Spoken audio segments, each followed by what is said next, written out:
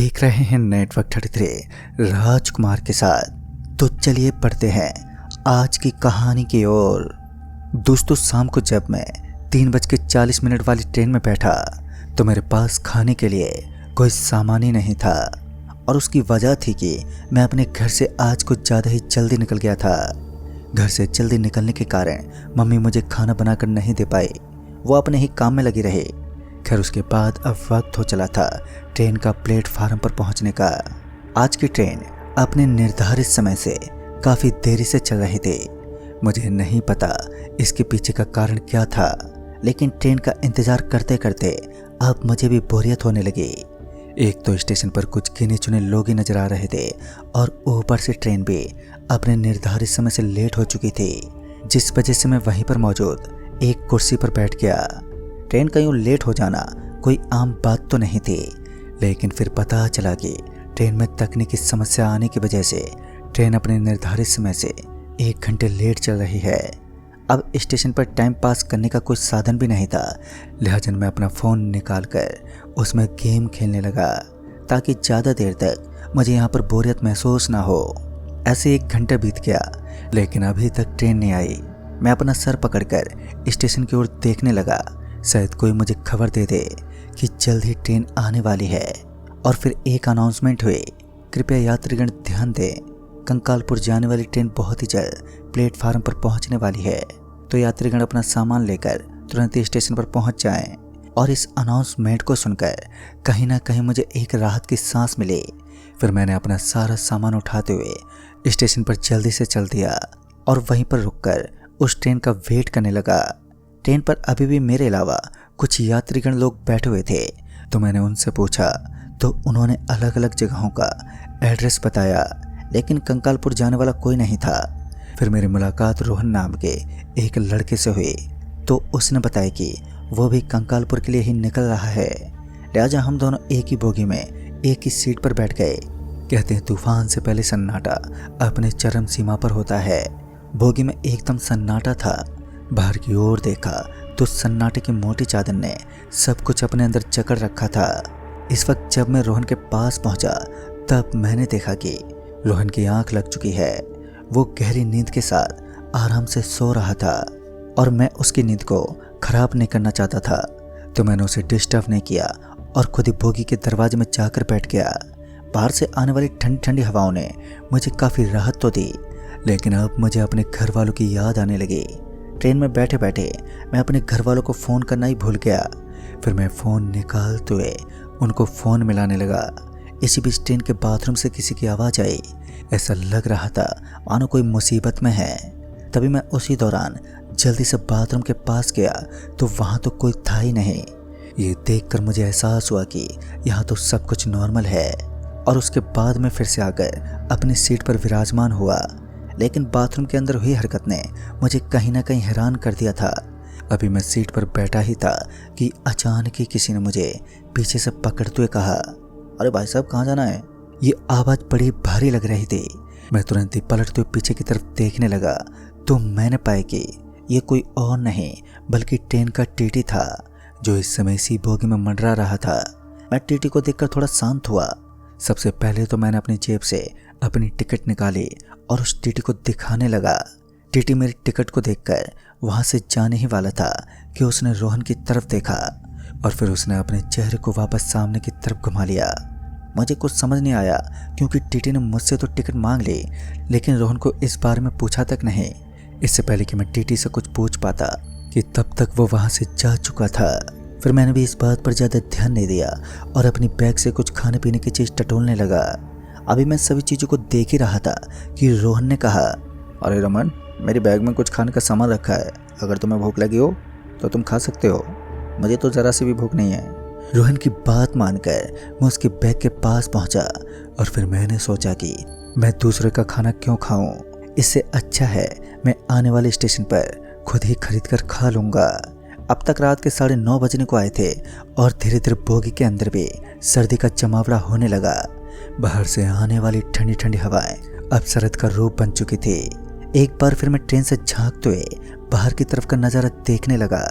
बाहर की ओर सब कुछ एकदम खामोश था, लेकिन अब मुझे इंतजार था तो किसी छोटे मोटे स्टेशन का। कुदरत का खेल तो देखो, तकरीबन 2 मिनट के बाद ही एक स्टेशन आ पहुंचा और तो और एक बार फिर ट्रेन ने अपनी तकनीकी समस्याओं की वजह से घुटने टेक दिए। हमें पता चला कि ट्रेन में एक बार फिर किसी गंभीर समस्या का आगमन हुआ है, जिस वजह से अब ट्रेन देर रात चलेगी। सभी यात्री अपनी अपनी बोगी में अभी आराम कर रहे थे और दूसरी तरफ मैं भी आराम कर रहा था, लेकिन अब रोहन कहीं भी दिखाई नहीं दे रहा था। रोहन को ना पाकर मैं उसे काफ़ी देर तक इधर उधर ढूंढता रहा, लेकिन उसका कोई भी पता नहीं चल पाया।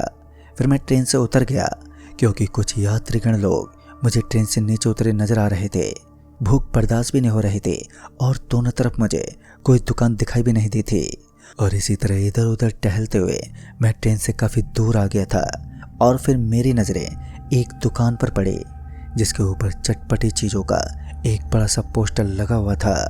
और इस दुकान को देखते ही मेरे मुंह में पानी आ गया। फिर मैं जल्दी से दुकान में पहुंचा तो मैंने देखा कि किसी वीरान और खंडर की तरफ पड़ी ये दुकान किसी खंडर की भांति पड़ी हुई थी। और फिर उसके बाद मेरी मुलाकात उस दुकान में बैठे वहाँ के मैनेजर से हुई तो मैं उसे देखते ही हैरान रह गया, क्योंकि ये तो सजा धजा था और उल्टा उसकी दुकान कचरे से लोहान पड़ी थी। मैं उस दुकानदार से बोल पड़ा, भाई साहब यहाँ कुछ खाने को मिल सकता है क्या? तो उसने अपनी गर्दन नीचे की तरफ झुकाई, यानी कि खाने का इंतजाम हो सकता है। और उसके बाद मैं उस रेस्टोरेंट में ही बैठ गया, लेकिन अभी तक खाने पीने का कोई जुगाड़ ही नहीं हुआ। 15 मिनट तक बैठने के बाद मैं उस रेस्टोरेंट से बाहर निकला। मुझे उस रेस्टोरेंट के अंदर कोई भी एक अच्छा नहीं लग रहा था। पता नहीं क्यों एक अजीब सी फीलिंग आ रही थी। और तभी मेरी नज़र उस रेस्टोरेंट के पास मौजूद एक कुएं पर पड़ी। उस बड़े से कुएं के अगल बगल में मुझे कुछ अजीब अजीब जानवर दिखाई दे रहे थे जो मांस के टुकड़ों को लेकर आपस में लड़ाई कर रहे थे। शायद वो कुत्ते थे जो ऐसी हरकतें कर रहे थे, लेकिन वास्तविकता को पहचानने का तजुर्बा मेरे अंदर भी नहीं था, क्योंकि जिनको मैं कुत्ते समझ रहा था असल में वो भेड़िए निकले जो मेरे ऊपर कभी भी अटैक कर सकते थे। इस समय मेरे पास भागने के अलावा कोई चारा भी नहीं था। लेकिन जब मैं स्टेशन की तरफ भागने लगा तो मैंने देखा कि वहाँ पर भी कुछ जानलेवा जानवर खड़े थे जो शायद मेरा ही इंतज़ार कर रहे थे। मैं उस स्टेशन पर मौजूद किसी भी स्ट्रीट लाइट के नीचे मुझे किसी भी आदमी का कोई भी नामो निशान नहीं दिखा जो मुझे इन भयानक जानवरों से बचाने की क्षमता रखे। अब तक मेरे अंदर की हिम्मत जवाब दे चुकी थी। और फिर मुझे उस स्टेशन की एक चारदीवारी पर एक आदमी बैठा हुआ दिखा और उस आदमी को देखकर मैं उसे ही घूरने लगा। ठीक से देखने पर पता चला कि असल में ये कोई और नहीं बल्कि रोहिणी था। रोहन को इस दीवार पर देखकर सच में मेरे पांव तले जमीन खिसक गई। तभी मैं उसे चिल्लाते हुए आवाज़ देने लगा, अरे रोहन, तुम यहाँ पर क्या कर रहे हो? लेकिन शायद मेरी आवाज़ उसके कानों तक नहीं पहुँच पाई और उसने मेरी तरफ पलटकर भी नहीं देखा। अभी मैं चुपके से निकलने ही वाला था कि तभी मैंने देखा कि उन भेड़िया जैसे दिखने वाले जानवरों ने अचानक ही मेरे ऊपर अटैक करना शुरू कर दिया है। सबसे पहले मेरे हाथ पर एक खरोंच आई जिस वजह से मेरे हाथ से खून बहने लगा। मैं अपने हाथ के ब्लड को रोक नहीं पा रहा था। खून का बहाव और तेज होने लगा और मैं अपने हाथ को सहलाता हुआ इधर उधर भटक रहा था। और उसके बाद उस स्टेशन की पटरियों से मुझे एक तेज रोशनी देखने को मिली। उस चमकती रोशनी को देखकर अब मैं उस तेज तर्रार रोशनी की तरफ आकर्षित होने लगा। रोशनी इतनी ज़्यादा तेज हो चुकी थी कि मेरे कदम अपने आप ही उसकी तरफ बढ़ने लगे। उस रोशनी की वजह से उन सभी जानवरों ने मेरे ऊपर अटैक करना बंद कर दिया और अब मेरे पास एक अच्छा खासा मौका था यहाँ से भाग निकलने का। लेकिन तभी मेरे पाँव के नीचे कुछ अजीब सा फील होने लगा और इस बार जब मैंने अपने पाँव तले देखा तो इस बार मैंने पाया कि मेरे पाँव के नीचे एक दलदल बना हुआ था और अब धीरे धीरे मेरा शरीर उस दलदल के अंदर फंसता जा रहा था। जितनी मैं ताकत लगा रहा था तो वैसे वैसे मेरा शरीर उस दलदल की गहराइयों में फंसता जा रहा था। काफ़ी देर तक तो ऐसा ही होता रहा, लेकिन उसके बाद मैंने संपूर्ण तरीके से अपनी ताकत को लगाना छोड़ दिया और अब डर के मारे मेरी आंखें भी बंद होने लगी। फिर कुछ देर के बाद मेरी आंखें झपकने लगी थी। मेरी आंखों के सामने बस मेरी बंद आंखों का अंधेरा था। उसके बाद जब दोबारा मैंने अपनी आंखें खोली तो इस बार मैंने देखा कि मैं उस वीरान स्टेशन के बगल में रेस्टोरेंट के पास पड़ा था। ट्रेन तो निकल चुकी थी लेकिन मैं अभी तक सही सलामत था। रोहन अभी भी मेरे बगल में बैठा था, लेकिन वो जानलेवा जानवर अब वहाँ से निकल चुके थे, जो मुझे एक राहत दे रहा था। लेकिन जब मैंने रोहन का चेहरा सही से देखा तो मेरा पूरा का पूरा शरीर बुरी तरह से कपकपाने लगा। रोहन कोई इंसान नहीं था, बल्कि एक शैतान था जिसके जबड़े से खून निकल रहा था। मौका पाते मैं वहाँ से भागने लगा और सही समय पर उस स्टेशन पर पहुँच गया। मुझे राहत की सांस तो उस वक्त मिली जब मैंने देखा कि स्टेशन पर मेरे अलावा कुछ और लोग भी मौजूद हैं। तभी मैं उनके पास पहुंचा और अपनी आप बीती सभी को सुनाई।